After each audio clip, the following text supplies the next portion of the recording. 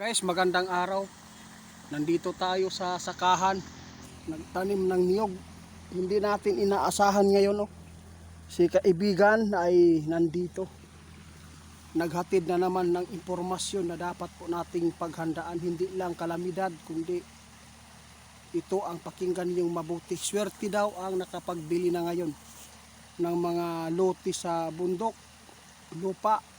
Kung nakapagtanim na kayo ng mga pagkain sa bundok mga idol, napakaswerte ninyo pagdating ng araw mga idol, dahil nakikita na ng ating kaibigan noon pa ang digmaan na nakaabang sa Pilipinas. Guys, hindi lang kalamidad ang ating paghandaan ngayon, may mga impormasyon ngayon ang nakakalap ng ating kaibigan dahil nagpapatuloy po ang kanyang pagsuporta sa atin mga idol. Pakinggan ninyo ang babala ng ating kaibigan na nakikita ngayon na pumasok sa kanilang kaharian.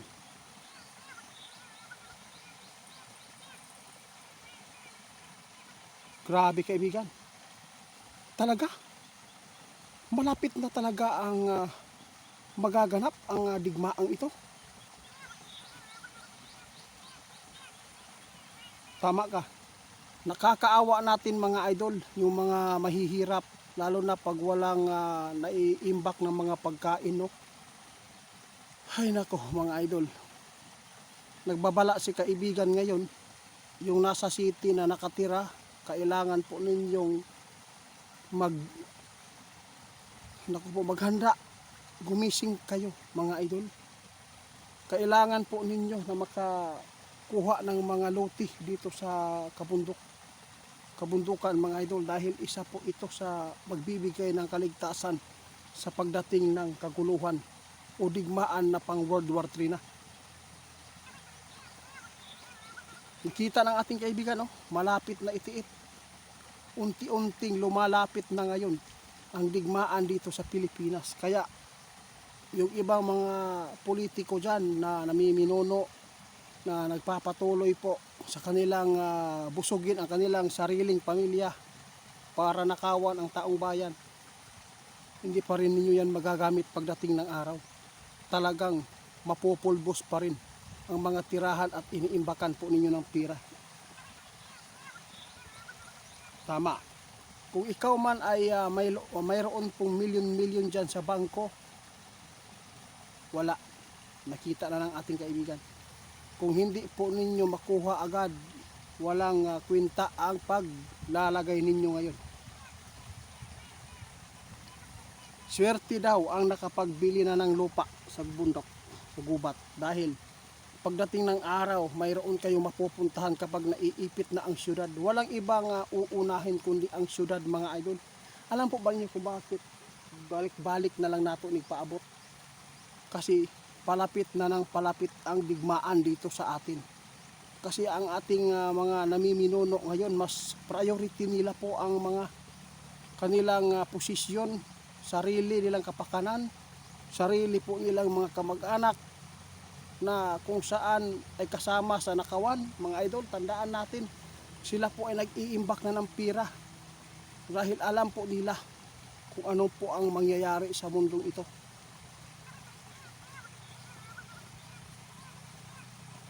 Tama sa kaibigan, wala kaming maitulong sa inyo mga idol, kundi ang babala ng ating kaibigan na kailangan pala na hindi lang ngayon ang ating pagtuunan ng pansin na paghandaan po itong nangyayari. Mayroon pa palang kailangan po natin paghandaan ang dumarating na kaguluhan, dahil si kaibigan mismo ngayon nagbabala na sa lahat ng mga Pilipino nating mga kababayan, kung nasa ibang bansa ka man o nasa Pilipinas ngayon, kailangan mo talaga maging alisto. Gawin po natin, panglabanan po natin po ang mga mangyayari sa hinaharap. Tama ka. Kaya ako dito mga idol, mayroon kami mga tanim dito na kamuting kahoy, saging.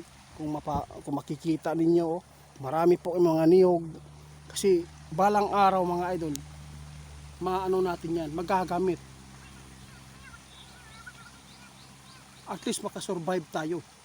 Kaya mga idol, nag-alala si kaibigan ngayon kung bakit siya pumunta dito sa ating sakahan para lang ihatid ang bagong impormasyon na pumasok sa kanilang kaharian dahil nakikita po nila mga idol ang magaganap. Tandaan ninyo, palapit na ng palapit ang gulo. Tama. Ang ibang bansa, grabe na ngayon ang paghahanda. Pero ang Pilipinas, may nakita ka ba na pinaghahandaan po ang magaganap? At sobrang kampante dahil mas pinapriority nila ang kanilang sariling kapakanan. Tama ka. Kung mabuti po yun ang miminuno sa atin, gumawa siya ng shelter, maghanap siya ng malalagyan po ng mga tao doon sa Manila. Kung sakali man na magkaroon po ng digmaan, gumawa sila ng shelter para ay kung sakali man na umatake ang mga kalaban, at least mayroon po malalagyan. Hindi po magpapanik at makasurvive pa yan. Po yung mga pirang ninakaw, pwede man yan itayo sana.